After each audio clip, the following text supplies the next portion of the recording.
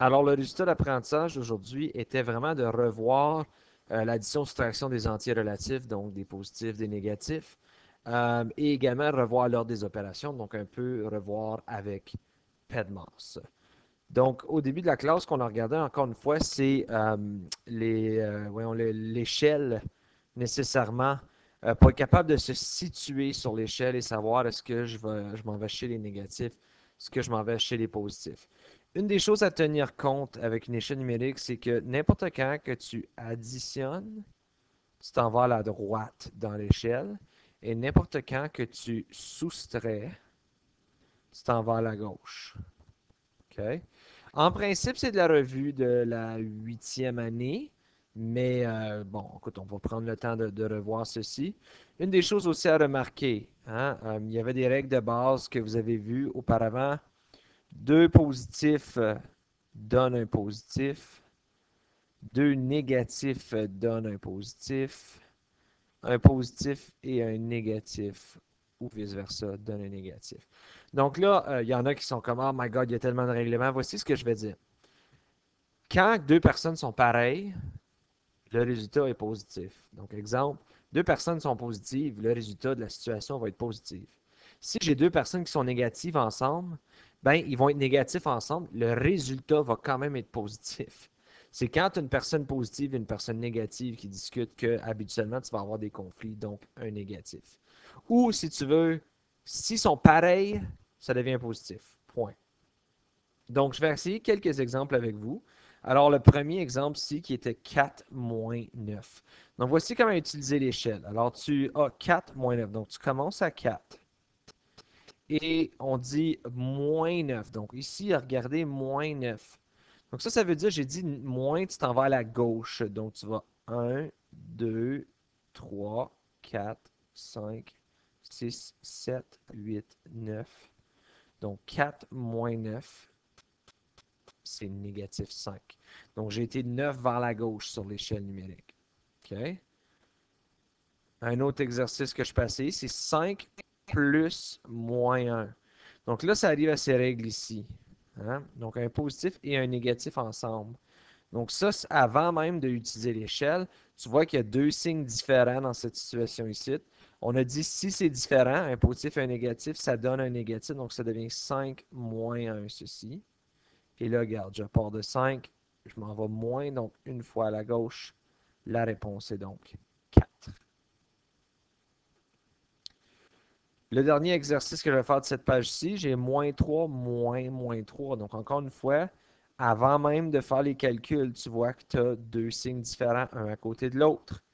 Donc, deux signes différents. Les deux signes sont pareils ici, mais j'ai deux signes, un à côté de l'autre. On a dit si tu as deux négatifs, ça devient positif. Donc, ça, c'est moins 3 plus 3 ici parce que 2 négatifs donnent un positif. Alors, je commence à moins 3, plus 3. Donc, le plus, je m'en vais vers la droite. Donc, 1, 2, 3, gardons ça. La réponse est donc 0. Pour regarder quelques exercices peut-être un peu plus complexes. Donc, si on regarde, mettons, à moins 7 plus moins 9.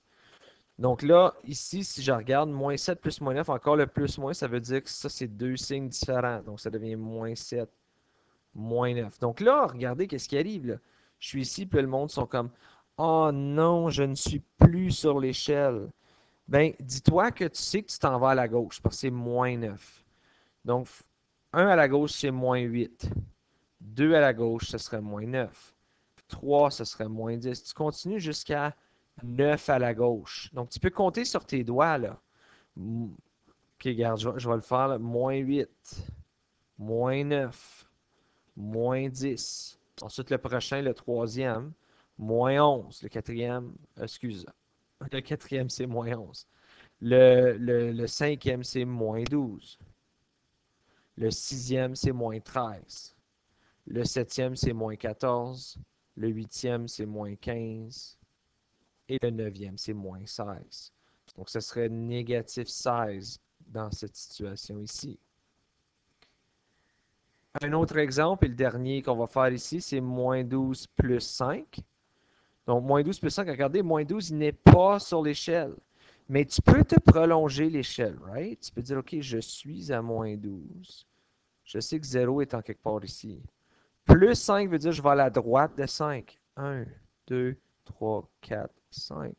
Donc, tu sais que ça, c'est moins 11, moins 10, moins 9, moins 8, moins 7. Donc, moins 7, c'est la valeur de moins 12, plus 5. Une autre règle qu'on a vue en huitième année et qu'on a revue en classe, c'est celle de PEDMAS. Donc, ça, c'est l'ordre pour les opérations. Hein? Puis ça, là, gang, je ne peux pas stresser à quel point c'est important de revoir cette information-là et de pratiquer, de pratiquer, de pratiquer. Donc, ça, c'est dans l'ordre dans lequel tu dois faire les opérations. Si tu essaies toujours de faire gauche à droite, tu vas souvent avoir la mauvaise réponse la grosse majorité du temps.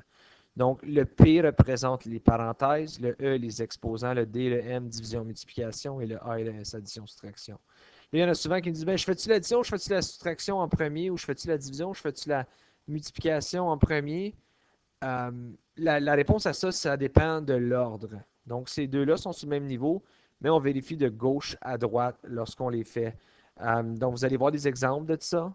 Et pareillement pour l'addition et la soustraction. Donc, je vais faire les trois exercices qu'on a ici sur l'écran avec vous.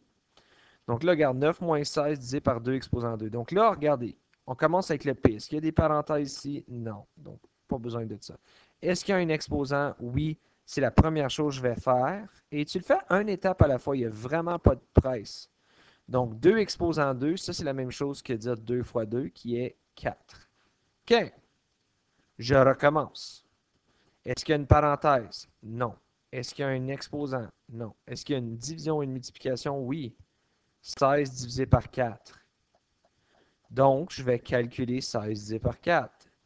Là, 16 divisé par 4, c'est 4. Si tu n'es pas certain, c'est pour ça aussi que tu as des calculatrices. Si tu as des doutes, tu fais 16. Oh, 16 divisé par 4. Et te voilà, la réponse est 4. En dernier, il me reste juste une dernière opération, donc 9 moins 4. On peut penser un peu comme on avait à l'exemple précédent. Je suis à 9 sur l'échelle, je m'en vais à la gauche de 4. Donc, dans cette situation-là, vous allez voir que ça va vous donner 5 comme réponse finale pour ceci. Dans le deuxième exercice, encore une fois, je regarde. Je commence avec ma petite checklist. Est-ce que j'ai une parenthèse? Oui, juste ici.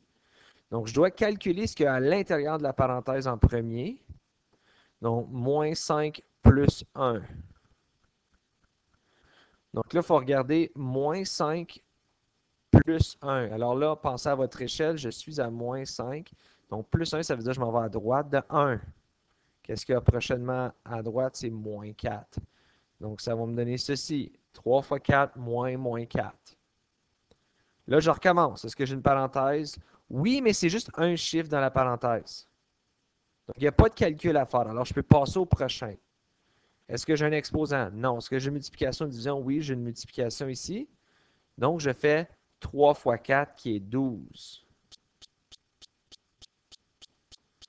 Donc là, il me reste juste une dernière opération. Une petite chose à remarquer, par contre, j'ai deux négatifs ici, right? Moins, moins. Donc, on n'oublie pas, si j'ai deux négatifs, ça va donner un positif. Et 12 plus 4, ça va me donner 16 comme réponse finale. On passe au dernier sur cette page. Donc, j'ai 6 fois 3 plus 15. Donc là, ici, on recommence avec la parenthèse. Mais il y a du monde qui dit, ben, regarde, la parenthèse, c'est juste un chiffre. S'il n'y a pas d'opération à l'intérieur de la parenthèse, tu n'as absolument rien à faire ici. OK? Donc, tu peux ignorer la parenthèse. Exposant, j'en ai pas. Est-ce que j'ai une multiplication de division? Oui, j'ai 6 fois 3. Donc, 6 fois 3, ça, c'est 18. N'importe quand tu n'es pas sûr. Tu prends ta calculatrice, 6 fois 3. Puis de temps en temps, je vais l'utiliser dans les vidéos, mais aussi des fois, je vais juste vous donner la réponse. Voyons, oui. Voilà, 18. Mais j'ai encore le plus 15 qui reste à la fin. Donc, prochainement, il faut que je fasse certain. Là, je vais le faire au long avec vous autres. Si tu n'es pas certain, 18 plus 15 va te donner 33 comme réponse finale. Et donc, pour terminer la leçon, je vais essayer de faire quelques exercices.